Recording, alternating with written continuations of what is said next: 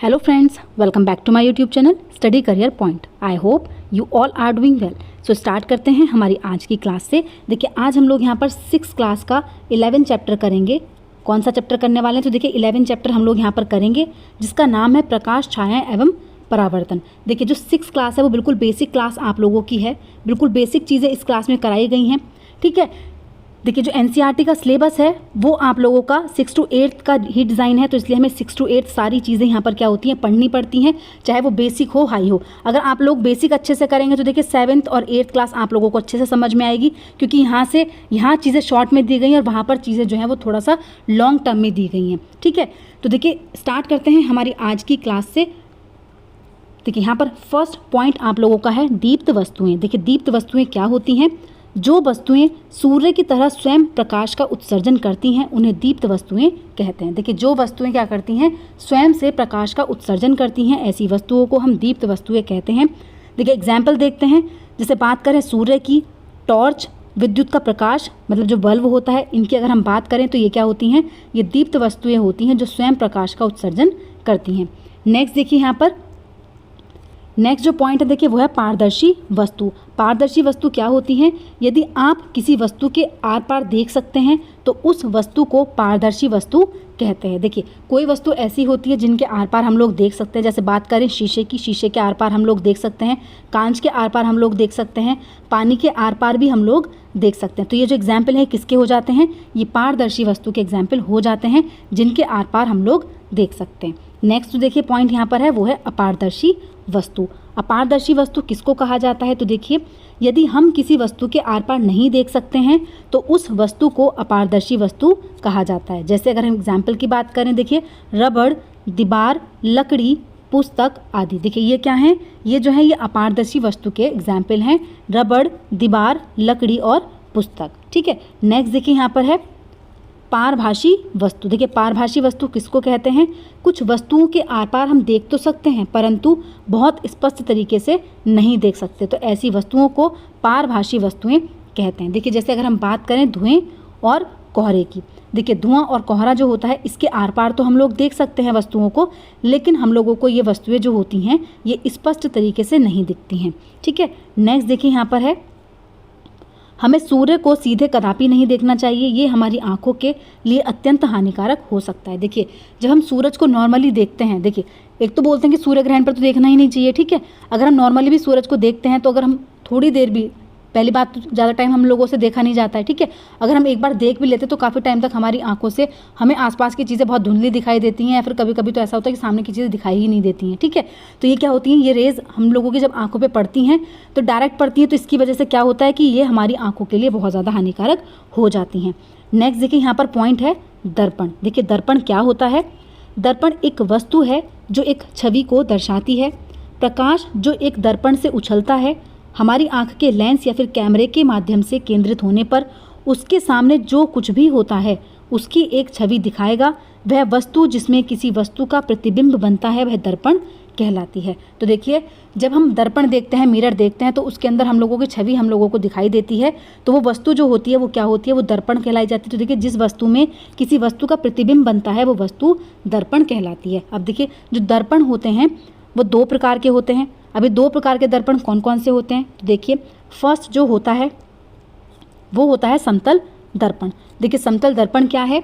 जब प्रकाश दर्पण पर पड़ता है तो वापस उछल जाता है। देखिए जब प्रकाश जो है वो दर्पण पर पड़ेगा तो वो वापस उछलेगा और अपने सामने मौजूद वस्तु को प्रतिबिंबित करता है। ठीक है, तो देखिए जब दर्पण पर पड़ता है प्रकाश तो वो क्या करता है? वो उछल जाता है और अपने सामने मौजूद वस्तु को प्रतिबिंबित कर देता है। समतल दर्पण द्वारा बनाया गया प्रतिबिंब आभासी, सीधा तथा वस्तु के आकार का ही होता है। इसलिए देखिए चेहरा देखने के लिए हम लोग समतल दर्पण का ही इस्तेमाल करते हैं। ठीक है, अगर हम अपने चेहरे देखने की बात करें तो वहाँ पर हम कौन सा, तो वहाँ पर हम समतल दर्पण का इस्तेमाल करते हैं, क्योंकि इसके द्वारा बनाया गया जो प्रतिबिंब होता है वो क्या होता है? आभासी, सीधा और वस्तु के आकार का होता है। ठीक है, अब देखिए ये समतल दर्पण होता है आप लोगों का। देखिए समतल दर्पण है, जब इस पर कोई रेज इंसिडेंट होती है तो वो क्या होती है? वो उसी माध्यम में रिफ्लेक्ट हो जाती है। इसी वजह से हम लोगों को क्या होता है? दर्पण में हम लोगों की हमारी क्या दिखती है? छवि दिख जाती है। नेक्स्ट देखिए गोलीय दर्पण, गोलीय दर्पण क्या होता है? तो देखिए गोलीय दर्पण जो गोलाकार आकार के दर्पण से बना होता है उसको बोलते हैं गोलीय दर्पण। तो देखिए दर्पण दो प्रकार के हैं, एक तो समतल दर्पण, दूसरा है गोलीय दर्पण। अब देखिए गोलीय दर्पण के भी दो पॉइंट होते हैं। पहले देखिए इसकी इमेज देख लेते हैं। देखिए ये आपका क्या होता है? गोलीय दर्पण होता है। यहाँ पर जो ये है आज का सेंटर होता है वो होता है सेंटर ऑफ कर्वेचर। अब देखिए यहाँ पर जो हम लोग इस तरीके से अगर शेड कर दें इसको, ठीक है, इस तरीके से अगर हम इस लोग को पॉलिश कर देते हैं तो ये क्या हो जाता है? ये अवतल दर्पण बनता है। किस तरीके से? जब हम इसको इस तरीके से पॉलिश कर देते हैं तो ये अवतल दर्पण बनता है। अब देखिए जो अवतल दर्पण होता है उसकी शेप आप लोगों को इस तरीके की दिखती है, ठीक है, इस तरीके की शेप होती है अवतल दर्पण की। ये क्या होता है कि देखिए ये बीच से तो पतला होता है लेकिन जिसके किनारे होते हैं ये क्या होते हैं? ये मोटे होते हैं, ठीक है। ये क्या होता है? कॉनकेव मिरर होता है। अब देखिए नेक्स्ट यहाँ पर है, देखिए गोलीय दर्पण दो प्रकार के होते हैं। कौन कौन से? तो पहला होता है अवतल दर्पण और दूसरा होता है उत्तल दर्पण। देखिए उत्तल दर्पण जो है वो आपको इस तरीके का दिखाया जाता है, जो बीच से क्या होता है? मोटा होता है और किनारों से पतला होता है, ठीक है। इन दोनों टॉपिक्स को देखिए हम नेक्स्ट क्लास में, जो हम लोगों की 7th क्लास है वहाँ पर हम लोग डीपली पढ़ेंगे।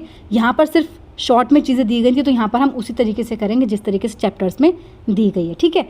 नेक्स्ट देखिए परावर्तन किसको कहा जाता है? तो देखिए परावर्तन जब प्रकाश किसी समतल सतह से टकराकर वापस उसी माध्यम में लौट आता है उसको प्रकाश का परावर्तन कहते हैं। देखिए प्रकाश का परावर्तन जब देखिए समतल दर्पण है आप लोगों का ये, ठीक है, ये समतल दर्पण होता है। अब देखिए ये क्या चीज़ होती है? ये अभिलंब होती है दर्पण पर। जब इंसिडेंट रे आएगी, देखिए यहाँ पर जब इंसिडेंट रे आती है वो रिफ्लेक्ट होती है, परावर्तित होती है, उसी माध्यम में परावर्तित हो जाती है, ठीक है। तो यहाँ पर देखिए दो एंगल बनते हैं, एक आई और एक आर। अभिलंब से दोनों की दूरी क्या होती है? यहाँ पर दोनों एंगल्स बराबर होते हैं। अगर ये 30 है तो ये भी एंगल जो होगा वो 30 डिग्री का ही होगा। इसलिए देखिए यहाँ पर एक रूल होता है, I is equal to are का रूल होता है, जिससे आप लोगों को एग्जाम में क्वेश्चन देखने को मिल जाता है, ठीक है। यहाँ पर या तो आपसे पूछ सकते हैं, आई की वैल्यू आप लोगों को दे देंगे, ठीक है, आई की वैल्यू आप लोगों को दे देंगे और बोल देंगे कि आई प्लस आर बता दीजिए यहाँ पर क्या होगा, ठीक है। तो आप लोगों को पता होना चाहिए कि यहाँ पर एंगल जो होते हैं आई वो किसके इक्वल हो जाता है? इंसिडेंट एंगल जो है वो किसके? रिफ्लेक्ट एंगल के बराबर होता है, ठीक है। नेक्स्ट देखते हैं, देखिए यहाँ पर इसका सारांश देख लेते हैं। चैप्टर देखिए जितनी भी थ्योरी थी वो मैंने आपको कंप्लीट करा दी है। लास्ट में इसका सारांश दिया होता है, अगर कोई चीज़ यहाँ पर रह भी जाती है तो वो इसमें मैं आप लोगों की कवर करा देती हूँ, ठीक है। अब देखिए अपारदर्शी वस्तुएं क्या होती हैं? तो देखिए प्रकाश को अपने में से होकर जाने देती हैं वो होती हैं अपारदर्शी वस्तुएं, ठीक है। कौन सी वस्तुएं? जो अपने में से होकर नहीं जाने देती, ठीक है। अपारदर्शी वस्तुएं जो नहीं जाने देती हैं। पारदर्शी होती हैं जो अपने में से मतलब अपने अंदर से प्रकाश को होकर जाने देती हैं, और जो वस्तुएं हैं वो हमें स्पष्ट दिखाई देती हैं वो होती हैं पारदर्शी वस्तु। जैसे बात करें हम कांच की, ठीक है। यहाँ पर अगर रबड़ की हम लोग बात करें तो वो क्या हो जाएगी? अपारदर्शी हो जाएगी। पारभासी वस्तुएं वो होती हैं जिनमें से हमें दिखता तो है, इमेज तो दिखती है, लेकिन वो हमें क्या दिखती है? साफ नहीं दिख पाती है। जैसे अगर हम बात करें कोहरे की, ठीक है। नेक्स्ट देखिए जब प्रकाश के पथ में कोई अपारदर्शी वस्तु आ जाती है, किसकी बात करें? देखिए जब प्रकाश के पथ में कोई अपारदर्शी वस्तु मतलब देखिए जैसे रबड़ हो गई हो, या फिर हम लोग जैसे खुद भी खड़े हो जाते हैं, ठीक है। इसके अलावा कोई भी मेज रख दो यहाँ पर, ठीक है, कोई भी चीज़ रख दो तो वो क्या होती है? वो एक छाया बनाती है। नेक्स्ट देखिए साधारण सामग्री से सूची छिद्र कैमरा बनाया जा सकता है। अगर हम साधारण सामग्री की बात करें तो उससे सूची छिद्र कैमरा बनाया जा सकता है, जिसके द्वारा हम क्या करते हैं? सूर्य और दीप्त वस्तुओं के प्रतिबिंब को देखने में यूज़ कर सकते हैं, ठीक है। नेक्स्ट देखिए जो प्रकाश होता है वो हमेशा सीधी रेखा, सरल रेखा में गमन करता है। दर्पण परावर्तन से हमें स्पष्ट प्रतिबिंब प्राप्त होते हैं। देखिए बात करें अगर हम दर्पण की तो दर्पण परावर्तन से हमें हमेशा स्पष्ट प्रतिबिंब प्राप्त होते हैं। तो देखिए ये समरी भी मैंने आप लोगों को करा दी है, ठीक है। ये हर चैप्टर के लास्ट में दी हुई होती है कि अगर कोई पॉइंट आपका रह जाता है, ठीक है, वैसे तो ब्रीफ में सारी चीज़ें सेम ही होती है, लेकिन अगर कोई पॉइंट रह भी जाता है तो वो आप लोगों का कवर हो जाए, ठीक है। तो देखिए आज की क्लास इतनी ही थी। जो कंटेंट था वो मैंने आप लोगों को सारा का सारा करा दिया है, जितना भी इंपॉर्टेंट कंटेंट इस चैप्टर से बन सकता था। देखिए मैं आपको बार बार बोल रही हूँ कि 6 क्लास के जो चैप्टर हैं वो थोड़े से स्मॉल हैं। आगे जो आने वाली क्लासेस होंगी आप लोगों की 7th और 8th, ये क्लासेस आपकी थोड़ी सी लॉन्ग देखने को मिलेंगी, ठीक है। तो देखिए आज की क्लास आप लोगों की यहीं पर कंप्लीट होती है। अगर आप लोगों को मेरी क्लास अच्छी लगी हो तो प्लीज़ मेरे चैनल को लाइक करें, सब्सक्राइब करें और शेयर करें। ऐसे ही और वीडियोज़ के लिए मेरे चैनल पर बने रहिए। और देखिए कुछ टाइम बाद, अभी देखिए 6th क्लास आप लोगों की ख़त्म हो जाए उसके बाद प्रीवियस ईयर के क्वेश्चन पेपर भी हम लोग स्टार्ट कर देंगे।